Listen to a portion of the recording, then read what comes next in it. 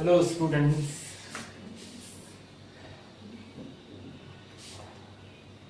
क्या पढ़ रहे थे हम?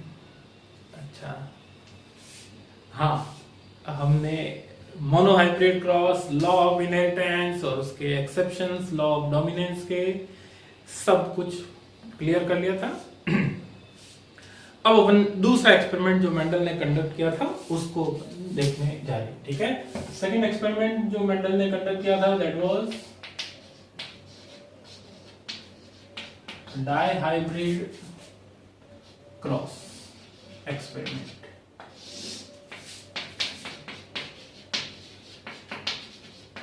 तो भाई जब मोनोहाइब्रिड क्रॉस कर लिया था तो डाइहाइब्रिड क्रॉस करके क्या साबित करना चाह रहे थे? दो बातें। ठीक है, पहला तो कि एक से ज्यादा कैरेक्टर की इनहेरिटेंस को स्टडी करना चाहते थे, कि दो कैरेक्टर की स्टडी। दूसरा वो देखना चाह रहे थे कि एक कैरेक्टर के इनहेरिटेंस का दूसरे कैरेक्टर की इनहेरिटेंस पे कोई असर होता है या नहीं होता है। ठीक है, he just wanted to check the effect of inheritance of one gene on inheritance of other gene। Clear? तो उन्होंने दो कैरेक्टर को लेकर इस एक्सपेरिमेंट को परफॉर्म किया, इसीलिए इसको क्या बोला जाता है? Dihybrid cross. ठीक है, टू स्टडी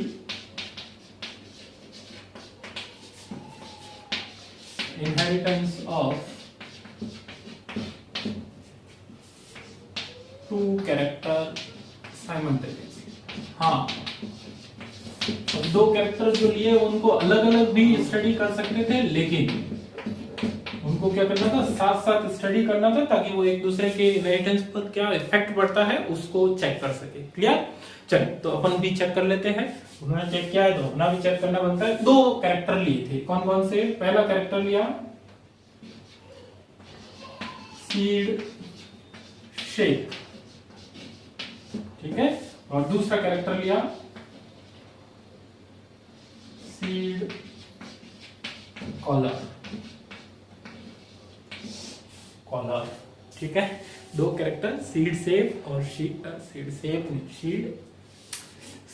शेप और सीड कलर।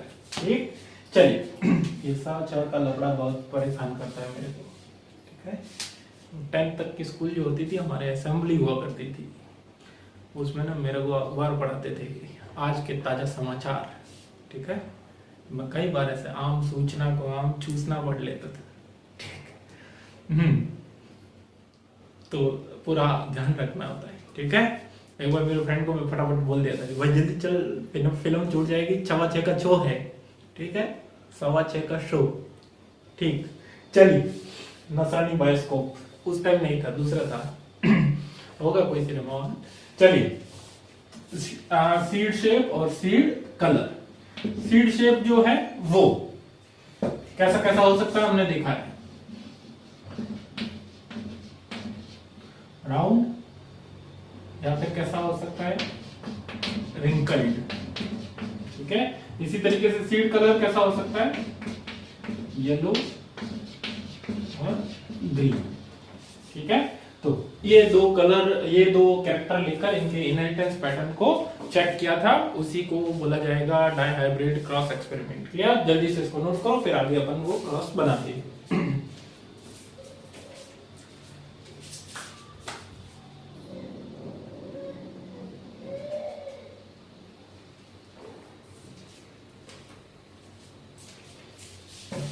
वापिस ये बात तो मैं रोज बोलूंगा कि कॉपी पेन लेके बैठना है और हाथों हाथ नोट करना है। ठीक है, तुम अगर नोट्स के भरोसे बैठे हुए हो कि समझ लेते हैं इधर से और नोट्स कहीं और से पढ़ लेंगे, ऐसा नहीं चलता है बेटा। ठीक है, एक दिन मैं एक क्लास रखूंगा जिसमें मेंशन करेंगे किस तरीके से सब्जेक्ट को प्रिपेयर करना होता है। ठीक है, तो कोशिश करो कि इसको अभी का अभी नोट करो।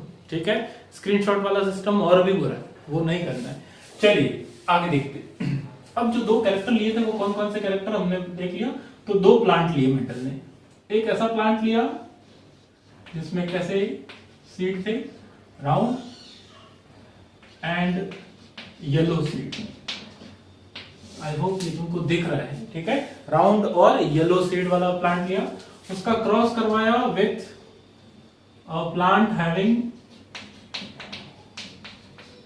wrinkled and green seed। ठीक है, कोई दिक्कत नहीं। तो इसको अपन क्या लिखेंगे, राउंड के लिए राउंड डोमिनेंट है कैपिटल आर, येलो भी डोमिनेंट है, टेबल देख सकते हैं। तो इस तरीके का जीनोटाइप, मैंने कल भी बोला था कि जेनेटिक्स बहुत आसान हो जाएगी अगर तुमको ये लिखना आ गया, ये लिखना और गैमेट बनाना, ठीक है। तो पहली चीज आसान, रिंकल्ड के लिए क्या लिखेंगे, WW, यहाँ पे फाइटिंग चल रही है WW की नहीं, ठीक है, WW नहीं लिखना है, क्या लिखना है, बार बार बोलता हूं मैं, ये स्मॉल। अब हो गया, कोई दिक्कत नहीं, इसमें दिक्कत नहीं होगी। अब देखो यहां से बनने वाले गैमेट्स,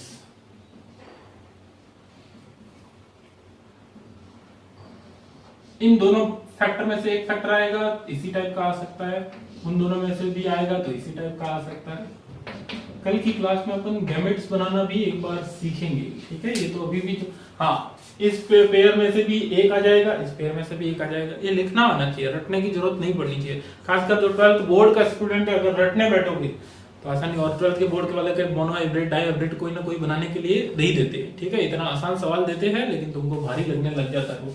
चलिए, इन गैमेट्स से जब हमारे पास F1 जनरेशन आएगी तो कुछ इस तरीके की जनरेशन, ठीक है, ये हमारे पास आ गई F1 जनरेशन। बताओ कैसे प्लांट होंगे, ठीक है, डोमिनेंट है चूंकि, तो कैसे होंगे, round and yellow, all plant will have round and yellow seed, ठीक है, कोई इश्यू नहीं। अब इसी का अपन क्या करते हैं, selfing, self pollination. Self pollination, cross pollination आता है कि नहीं आता है, नहीं आता है। अपन पूरा एक चैप्टर है अपने कोर्स में प्लांट रिप्रोडक्शन, कि किसी और प्लांट से पोलन ग्रेन आता है, क्रॉस पॉलिनेशन, ठीक है, उसी प्लांट का पोलन ग्रेन आ रहा है, सेल्फ पॉलिनेशन। तो उसी प्लांट का पोलन ग्रेन अपन ने आने दिया, तो अब हमारे पास कुछ इस तरीके की चीजें आएंगी, ठीक है। तो मेल गैमेट, इसमें से कुछ भी कॉम्बिनेशन बन सकता है, फीमेल गैमेट का इसमें से कौन, तो ये अपन क्या कर रहे हैं, F2 जनरेशन लाने के लिए इनसे क्या आएगी, F2 जनरेशन। मेंडल ने देखा कि F2 के अंदर, ठीक है, इस तरीके के तो प्लांट मिले, साथ में इस तरीके के प्लांट भी मिले और कुछ नए तरीके के प्लांट भी है। कौन से नए तरीके के, इधर देखो, पूरा इसके लिए टेबल बनता है और टेबल में फटाफट बना लेता हूं।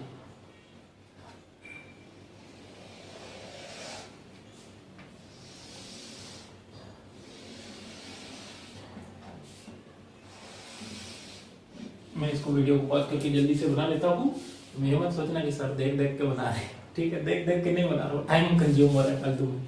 हाँ,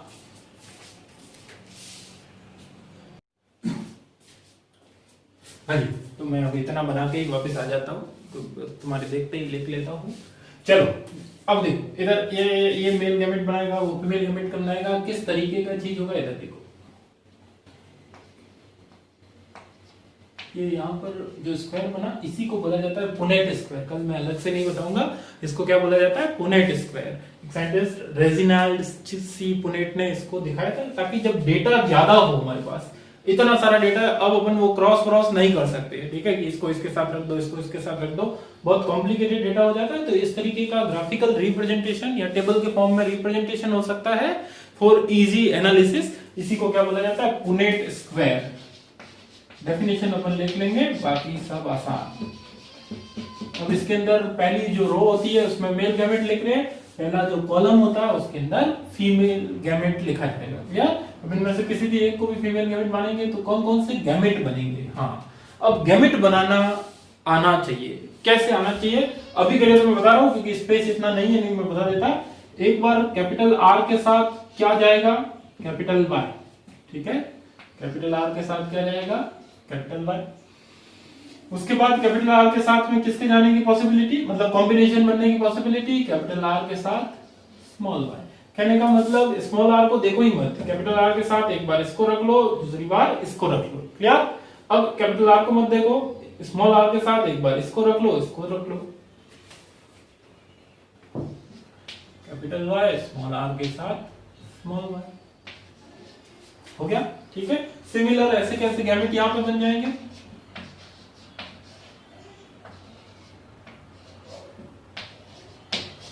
ठीक है।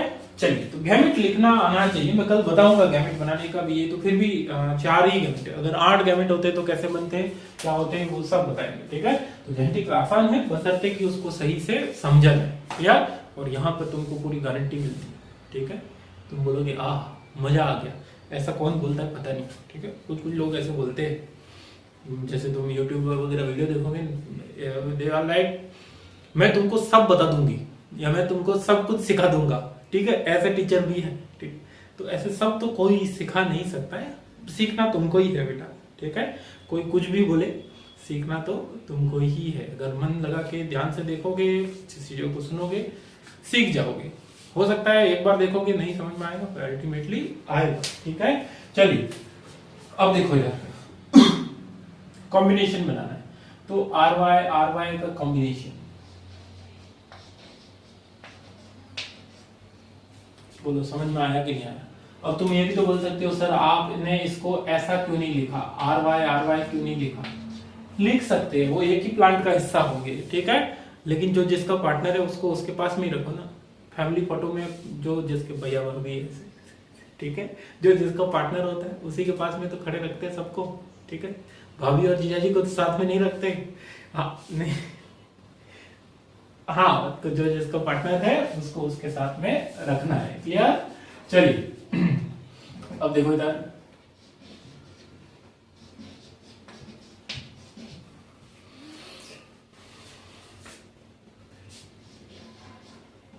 Are small are. ठीक है, जैसे इस कॉलम में मैं लिखने जा रहा हूं तो तुमको क्या लिखना है, ये वाली लाइन और ये वाला कॉलम बोलते जाना साथ साथ, मन ही मन। क्लास में होते थे तुम R R Y Y, R R Y Y, आता तो वही है आर आर वाई वाई, पर कैपिटल की स्मॉल। ठीक है, गाना नहीं गाना होता है। ठीक है, और जब टेबल पूरी होती है तो बोलो जय बाबारी। ठीक है, ऐसा नहीं करना है।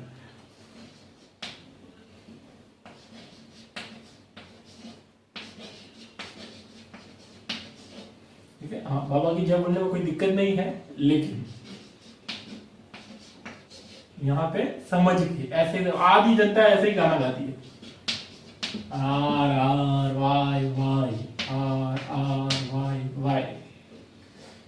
मतलब लास्ट में तो ऐसा गाना चलने लगता है, आर आर वाई वाई सौंदर्य साबुन, ऐसा चलने लगता है। ठीक है, चलिए फिर पीछे वाले बैक बेंचर चिल्लाते भी है, ओहो सौंदर्य। हाँ ठीक है, चलिए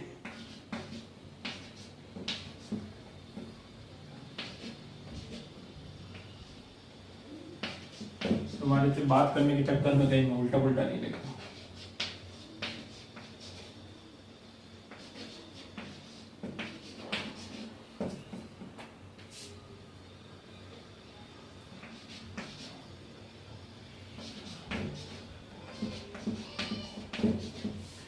गुड, मैंने सही सही लिख दिया है मेरे हिसाब से। कहीं कुछ गलती हो तो बता देना मेरे को। ठीक है, कैसे बताओगे तुम, ऑनलाइन टीचिंग का यही है, तुम बैठे बैठे क्या बोलोगे। ठीक है, लाइव क्लासेस में तुम कमेंट कर दोगे कि सर इसका क्या, मैं जवाब ही नहीं दूंगा, फिर क्या कर लोगे। ठीक है, हाँ, ऑफलाइन में तो फिर भी तुम लोग आगे बोलते अरे सर ये नहीं बताया, वो नहीं किया, वो नहीं किया। यहाँ पे जिंदाबाद। ठीक है, ऑफलाइन इंटरेक्शन बहुत अच्छा रहता है। ऑनलाइन तो खैर वक्त की डिमांड है। अब तुम लोग आदत मत लगा देना कि हाँ रजाई में बड़े बड़े सोते रहेंगे अपन अक्टूबर नवंबर दिसंबर में। ठीक है, ऐसी आदत मत लगा देना।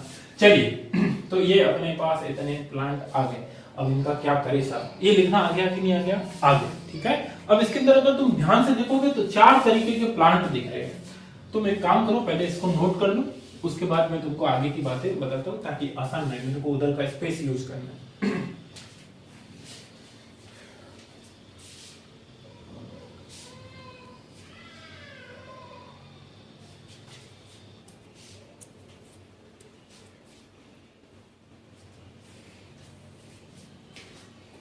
ठीक, चलिए साहब,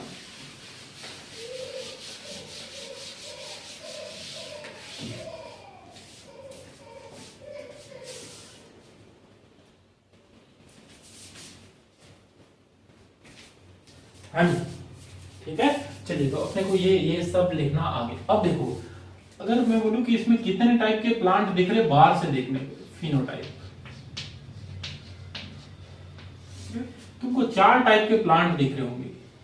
पहला टाइप का प्लांट जो दिख रहा होगा दैट इज जिनमें एटलीस्ट एक कैपिटल आर और उसके साथ में कुछ भी हो हमको फर्क नहीं पड़ रहा है, ठीक है, क्योंकि अल्टीमेटली ये प्लांट कैसा होगा, इसके सीड कैसे होंगे, राउंड और येलो, यही होगा,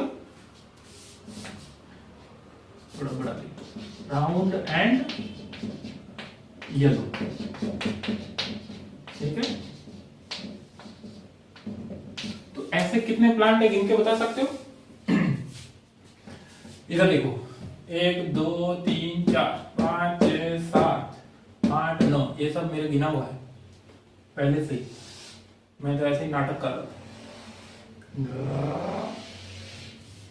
ठीक है, ये नहीं 1 2 3 4 5 6 7 8 9, ठीक है। तो ऐसे प्लांट कितने हैं? 9 प्लांट। दूसरे टाइप के प्लांट, कुछ ऐसे प्लांट दिख रहे हैं क्या जिनमें तुमको कैपिटल आर दिख रहा है लेकिन दोनों वाई छोटे हैं, ठीक है, दोनों वाई छोटे हैं। तो ऐसे तो 1 फिर 2 और 3, कैपिटल आर 1 हो कि 2 हो, अल्टीमेटली वो सीड कैसा हो जाएगा, राउंड, लेकिन वाई छोटा है तो कैसा हो जाएगा, ग्रीन टाइप, ठीक है। कितने प्लांट है ऐसे? 3। तीसरा पॉसिबिलिटी, ठीक है, तुमको कोई ऐसा दिख रहा है कि जिसमें आर छोटे हैं लेकिन एक वाई कैपिटल है, दूसरा भी हो तो चलेगा, नहीं तो वो वैसे भी येलो हो जाएगा। ऐसे हमको देखो, इसको कैसे निशान बनाए, गोला बनाते बना दो, 1 2 3, तो ये कैसे हो जाएंगे, रिंकल्ड एंड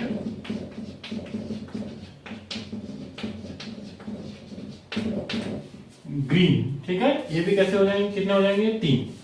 फोर्थ वन, अब तो हमारे पास ऐसा प्लांट ही बचा, ठीक है, रिंकल्ड एंड ग्रीन, एकमात्र प्लांट ये बचा, ठीक है। सबकी कैलकुलेशन हो गई।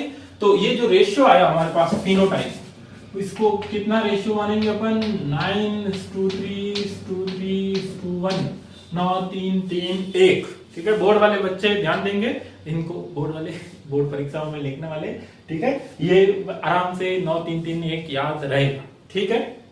चल, अब यहाँ पे अगर तुम देखोगे, एक बात ध्यान से देखोगे तो तुमको पता चलेगा कि हमने जो क्रॉस में पेरेंट्स लिए थे वो कैसे लिए थे, राउंड और येलो सीड वाला एक प्लांट था और दूसरा कौन सा था, रिंकल्ड और ग्रीन वाला। तो राउंड और येलो वाला तो ये रहा, रिंकल्ड और ग्रीन वाला ये रहा। तो पेरेंटल के साथ साथ, लेकिन ऐसे तो पेरेंट है ही नहीं, रिंकल्ड और राउंड और ग्रीन थे नहीं, रिंकल्ड और ग्रीन नहीं थे। तुमने नोट किया हो तो तुम देख सकते हो इसके पहले वाली फ्रेम में कि ऐसा है ही नहीं। तो ये नए कॉम्बिनेशन आए हैं, ये क्या आए हैं, नए कॉम्बिनेशन, ठीक है, स्टार मार्क करके लिख सकते हैं, न्यू कॉम्बिनेशन। पेरेंटल टाइप का नहीं है, रिकॉम्बिनेंट भी बोल सकते हैं अपन इनको, क्या बोलेंगे, रिकॉम्बिनेंट। जबकि ये और ये कैसा है, पेरेंटल टाइप का है। तो पेरेंटल के साथ साथ नए कॉम्बिनेशन भी मिल रहे हैं, पेरेंटल के साथ साथ नए कॉम्बिनेशन भी मिल रहे हैं। ऐसा कब हो सकता है, ऐसा तभी हो सकता है जब सीड शेप और सीड कलर की इनहेरिटेंस जो है वो इंडिपेंडेंटली हो। कहने का मतलब जो सीड का शेप है, वो जो राउंड शेप है वो येलो कलर के साथ भी आ सकता है, वो ग्रीन कलर के साथ भी आ सकता है, ठीक है। इसी तरीके से जो सीड का कलर है, कोई सा भी एक कलर लो, येलो, वो राउंड शेप के साथ भी आ सकता है, वो रिंकल्ड शेप के साथ भी आ सकता है। तो इससे क्या पता चलता है कि एक कैरेक्टर की इनहेरिटेंस दूसरे कैरेक्टर से इंडिपेंडेंटली होती है, वो एक दूसरे पर डिपेंड नहीं करते हैं या एक दूसरे से प्रभावित नहीं होते हैं। बात समझ में आई? तो इसी को बोला जाता है third law of inheritance, that is law of independent assortment. Clear? यहां पर सीड कलर के कैरेक्टर की इनहेरिटेंस पर सीड शेप, ठीक है, सीड कलर के कैरेक्टर की इनहेरिटेंस पर सीड शेप के इनहेरिटेंस का कोई फर्क नहीं पड़ रहा है, दोनों इंडिपेंडेंटली जा रही है। बात क्लियर? चलिए, अगर इंडिपेंडेंटली नहीं जाते तो हमेशा राउंड कलर, जो राउंड सीड है वो हमेशा किसके साथ जाता? येलो के साथ। रिंकल्ड जो है वो हमेशा किसके साथ जाता? एक मिनट, अपन ने कुछ उल्टा लिख दिया क्या? रिंकल्ड और येलो कोरोना वायरस, ठीक है। तो पेरेंट्स में ये कॉम्बिनेशन थे तो यही जाने चाहिए थे, पर ऐसा नहीं होता है, ठीक है। तो इंडिपेंडेंटली एक दूसरे पर अपना इनहेरिटेंस शो करती है, ये नोट कीजिएगा जल्दी।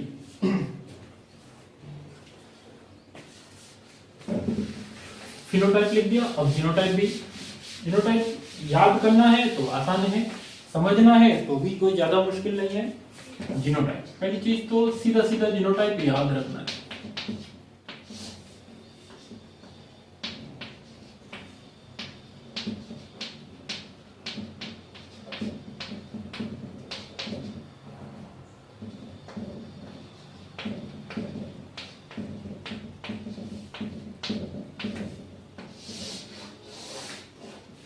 ठीक है, मैंने रटा हुआ है, तुमको भी रटना है, ठीक है। बायोलॉजी में बहुत सारी चीजें, भले ही लोग मुझे झूठ बोलते हैं कि बायोलॉजी रटने का सब्जेक्ट नहीं है, मैं मानता हूँ रटने का सब्जेक्ट नहीं है, समझना भी जरूरी है, लेकिन अल्टीमेटली बायोलॉजी को याद रखना है। बायोलॉजी को अल्टीमेटली सबको याद रखना है, पर फिर भी फिजिक्स में अगर तुमको एक स्टेप आ गया तो आगे का स्टेप ऑटोमेटिकली निकलता है। यहाँ पे नहीं है कि हाँ फिनोटाइप आ गया तो जीनोटाइप अपने आप आएगा, ऐसा नहीं है, ठीक है। याद करना, जितनी ट्रिक्स बना सकते हो और खुद ट्रिक बनाओ, वो दूसरों के ट्रिक पर डिपेंड मत करो कि हाँ ये हो रहा है वो हो रहा है, मैं जाता हूं तुम आती हो, ऐसी ट्रिक नहीं बनानी, ठीक है। बनाओ तो भी क्लियर कट और अच्छी ट्रिक्स लो। चलिए, तो अब इसको याद करने का सिंपल तरीका 12 24 12 12 1, 12 24 12 12 1 बराबर, ठीक है। अब ये आया कहां से? तो ये आया कहां से है कि हमको इस पूरे क्रॉस के अंदर तुमको इस तरीके के प्लांट दिख रहे हैं,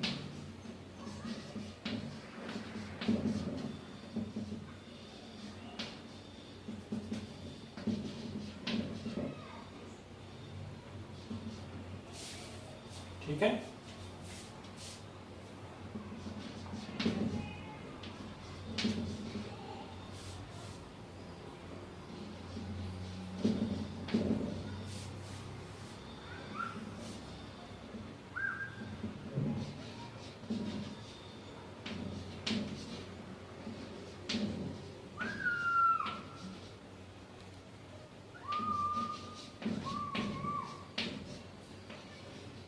एक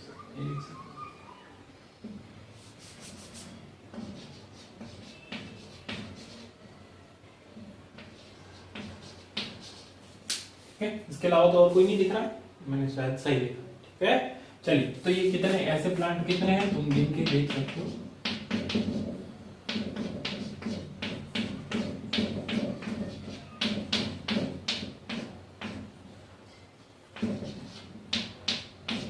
देख लो, ये प्लांट एक है, इस तरीके का प्लांट कैपिटल आर, ये एक दो दो है, ठीक है। तो आसानी से ये इस तरीके से, मतलब बस इसको याद नहीं करना है तुमको, कोई जरूरत नहीं है, सिर्फ तुम कहीं मॉड्यूल में देखोगे इसलिए मैंने लिख लिया, अदरवाइज याद। चारों कैपिटल, एक स्मॉल, फिर आर स्मॉल, फिर वाई स्मॉल, फिर दोनों स्मॉल, फिर ये दोनों स्मॉल, फिर ये दोनों स्मॉल, फिर ये तीनों स्मॉल, फिर ये तीनों स्मॉल, और ये इस तरीके से इसको याद किया जा सकता है। पर कभी क्वेश्चन में आ जाए कि which is the correct genotype of dihybrid cross और याद नहीं हो, ठीक है, तो पहली चीज तो तुमको गिनना है 1 2 2 4 1 4, ये सब मिलकर कितने होने चाहिए? 16, क्योंकि ये 16 ही तो है, 1 2 3 4, 4 इंटू 4 लाइन में 4 4 लिखे हुए, तो टोटल कितने हैं? 16। तो ऐसा कोई भी क्वेश्चन आ जाए तो पहले तो उनको काउंट करना है कि 16 है, तो देखना एक दो तो वैसे भी कट जाएंगे, केवल एक आधा ऑप्शन बचेगा, वो आसानी से तुम कर सकते हो, ठीक है। तो यहाँ पर कोई दिक्कत नहीं होनी चाहिए। ये हमारे पास क्या आया? जीनोटाइप। डायरेक्टली याद कर लो तो और भी अच्छा, ये सब करने की जरूरत ही नहीं पड़ेगी, ठीक। चलिए, और इसमें भी परसेंटेज निकालने को पूछ सकते हैं, आसान। अब इसमें से कुछ भी पूछूंगा तुमको क्या फर्क पड़ेगा। अगर मैं बोलूं कि percentage of round and green seed plant, ठीक है, तो 9-3-3-1 का रेशियो याद है, तो टोटल प्लांट है 16, उसमें से 3 ऐसे। अब देखिए कितना भी परसेंटेज आए तुम आसानी से कैलकुलेट कर सकते हैं। वहां पे अपन 4 कर रहे थे, डिवाइडेड बाय 4 कर रहे थे, यहाँ पे डिवाइडेड बाय 16। जितने कॉम्बिनेशन है उतना करना है। कोई सा भी पूछ सकता है, ठीक है, कि होमोजाइगस प्लांट का कॉम्बिनेशन बताओ। होमोजाइगस प्लांट का परसेंटेज ऑफ होमोजाइगस प्लांट, दोनों होमोजाइगस, तो एक तो इसके अंदर है, एक इसके अंदर है, 2/16 into 100, ये लगभग आएगा तुम्हारे 12.5%। ये तो नहीं सोच रहा है कि सर ये कर दिया, ये भी करके बताऊं। इतना मैथ्स आता होता तो मैं भी कुछ ना कुछ ये वाइल्ड लाइफ फोटोग्राफर होता, मतलब इंजीनियर होता। हाँ ठीक है, 3/16 into 100, इंजीनियर्स आर एवरीवेयर। वो सब काम जो इंजीनियर को नहीं करने चाहिए वो करते नहीं, मतलब कर, ऐसा कोई क्राइटेरिया नहीं है कि भाई नहीं करना चाहिए, बट कर रहे, ठीक है। चलिए percentage of homozygous plant 2/16 into 100 हो गया। तो कहने का मतलब कुछ भी पूछे कर लोगे ना आसानी से। तो ये आज का टॉपिक था डाई हाइब्रिड क्रॉस। हाँ, इसके ऊपर बेस्ड लॉ है, third law of inheritance.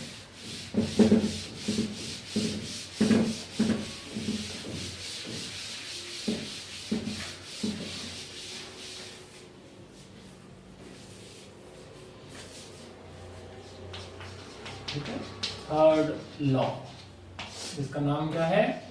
Law of independent assortment. Law of independent assortment, ठीक है। तो ये लॉ क्या कहता है? When 2 or more character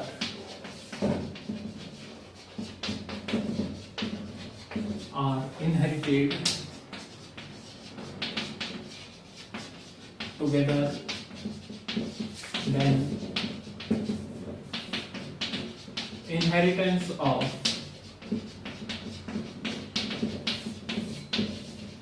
one character is independent of other character।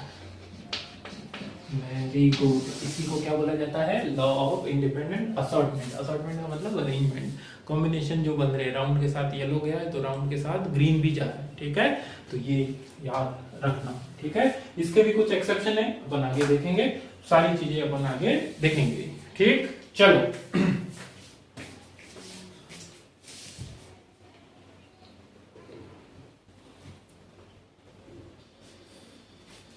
एक और छोटा सा टॉपिक पढ़ लो ताकि कल से अपन थोड़ा फ्रेश टॉपिक पढ़ सके। हालांकि इससे रिलेटेड तो नहीं है डायग्राम करके, पर छोटा सा टॉपिक है, पूछा तो नहीं जा सकता पर नॉलेज होना चाहिए, ठीक है। हाँ, बोर्ड वाले स्टूडेंट ध्यान दे सकते हैं। Reason for Mendel success. Mendel साहब का नाम मेंडल को अपने एक्सपेरिमेंट में सक्सेस मिली थी, काम को पहचान नहीं मिली थी। बाकी मेंडल का काम जब बाद में समझ में आया लोगों को तो वो सक्सेसफुल था। तो ऐसा क्या रीजन थे मेंडल के सक्सेस? पहला चीज, मेंडल ने क्वांटिटेटिव एनालिसिस किया। Quantitative analysis of qualitative characters. Quantitative analysis of qualitative character, एक काम ये किया था मेंडल साहब ने, ठीक है। चलिए, मतलब जैसे फ्लावर कलर जो है वो क्वालिटी है एक, तुम ये नहीं बोल सकते कितना कलर है, 0.5 नंबर कलर है, ऐसा नहीं बोल सकते। लेकिन नंबर ऑफ फिंगर कि 3 फिंगर है 2 फिंगर, ये क्वांटिटेटिव। तो मेंडल ने जैसे सीड कलर कितना गोल है सीड, ऐसे नहीं बोल सकते, वो क्वालिटी उसकी, वो क्वांटिटी नहीं है, ठीक है। तो ऐसे कैरेक्टर को कैसे स्टडी किया? क्वांटिटेटिवली। उसने बोला कि इतना % राउंड सीड आएंगे, ठीक है, तो इसको क्या बोला जाएगा, क्वांटिटेटिव कैरेक्टर्स। दूसरा, मेंडल साहब ने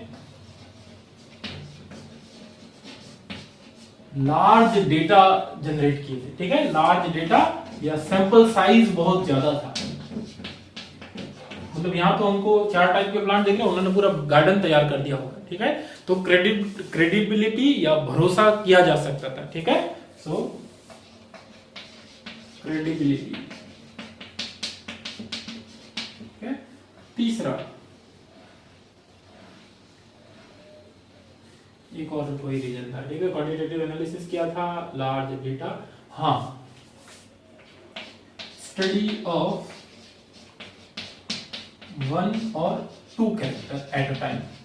अगर तुम पूरे प्लांट को देखोगे कि इसकी पत्तियां कैसी है, इसका फ्लावर कैसा है, इसकी हाइट कैसी है, या इसके ऊपर फलियां कैसी लगेगी, ये सब कैरेक्टर एक साथ देखने जाओगे तो फिर वो डेटा कॉम्प्लिकेट हो जाएगा, ठीक है। उन्होंने एट अ टाइम 1 या 2 कैरेक्टर को ही स्टडी किया, तो उसकी वजह से क्लैरिटी आई कि अच्छा इस तरीके से। उससे पहले वालों ने जिन्होंने भी ऐसा करने की कोशिश की थी, उन सब ने क्या किया था, बहुत सारे कैरेक्टर एक साथ स्टडी किया था, ठीक है। और चौथा जो मेंडल साहब को नहीं करना चाहिए था, यूज ऑफ मैथमेटिकल टूल। उन्होंने बड़ा अच्छे से अलग अलग बताया कि इतना % प्लांट ऐसा था, ऐसा प्लांट था, ये वो, तो उनके लिए तो अच्छा था, लेकिन वो उनके सक्सेस का या उनके अनरिकॉग्निशन का सबसे बड़ा रीजन बना, ठीक है। अभी अपन फेलियर के रीजन भी बात करेंगे, ठीक है। तो ये 4 रीजन है, ध्यान रखना। अब रीजन फॉर अनरिकॉग्निशन, बहुत बेस, मतलब क्या बोलेंगे, अभी तुमको लगेगा कि ऐसे रीजन की वजह से एक आदमी के काम को 35 साल तक कौन रिजेक्ट करेगा, पर किया है, ठीक है, क्योंकि दुनिया भेड़चाल में चलती है। स्टार्टिंग में एक बार किसी ने बोल दिया कि ऐसा है, वो वैसा हो जाता है, ठीक है, भले वैसा नहीं हो। आजकल तुमने देखता है नेगेटिविटी फैलती है। अब मैं किसके बारे में, किसके ऊपर टिप्पणी करूं, हाँ, कोई फिल्म आने वाली होती है, 2-3 लोग मिलकर, 200-300 लोग ग्रुप मिलकर बना देते हैं कि ये फिल्म खराब है, ठीक है। उसके बाद सब लोग खराब खराब खराब खराब, और कोई खराब फिल्म होती है उसका अच्छा रिव्यू डलवा दो कि अच्छा है, और अच्छा अच्छा अच्छा अच्छा अच्छा चलता जाता है, ठीक है। तो मेंडल के साथ भी यही हुआ। पहली चीज, उस वक्त पूरी की पूरी दुनिया, साइंटिफिक कम्युनिटी का फोकस मेंडल पे था ही नहीं, तो कोई और स्टार, ठीक है, तुम कितना अच्छा परफॉर्म कर लो, फोकस तो विराट कोहली पे ही रहेगा, ठीक है, ऐसा। तो उस time scientific community was busy. कहां बिजी थी, डार्विन की किताब आई थी, डार्विन साहब की किताब ओरिजिन ऑफ स्पीसीज, तो मेंडल के काम को ज्यादा तवज्जो नहीं मिली, ठीक है। दूसरा, मेंडल के जो कॉम्प्लिकेटेड डेटा थे, कि इसकी वजह से यूज ऑफ स्टेटिस्टिक्स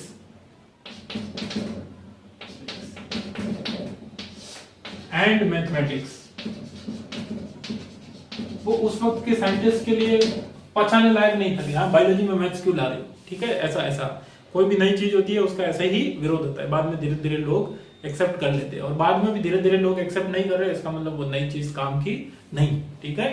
चलिए, use of statistics and mathematics. तीसरा, साइंटिफिक कम्युनिटी और बिजी, डार्विन बुक, एक आध और रही, हाँ, उस समय व्हाट्सएप नहीं था बाबू, मतलब व्हाट्सएप मतलब communication.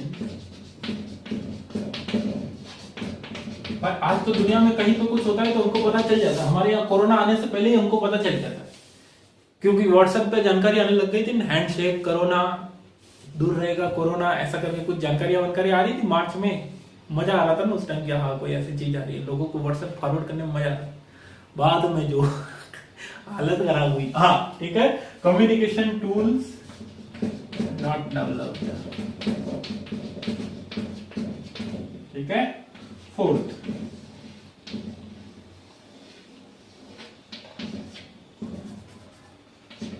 Not able to regenerate same result. जब मेंडल को बोला कि मटर पे करके दिखाए, किसी और पे करके दिखाओ, तो वो सेम रिजल्ट वापस से नहीं रिप्रोड्यूस या प्रोड्यूस नहीं कर पाए। ठीक है, चलिए ये शायद नागेली भाई साहब ने इनको सजेस्ट किया था। और लास्ट वन कि एक और है, हाँ, his concept of factor as discrete unit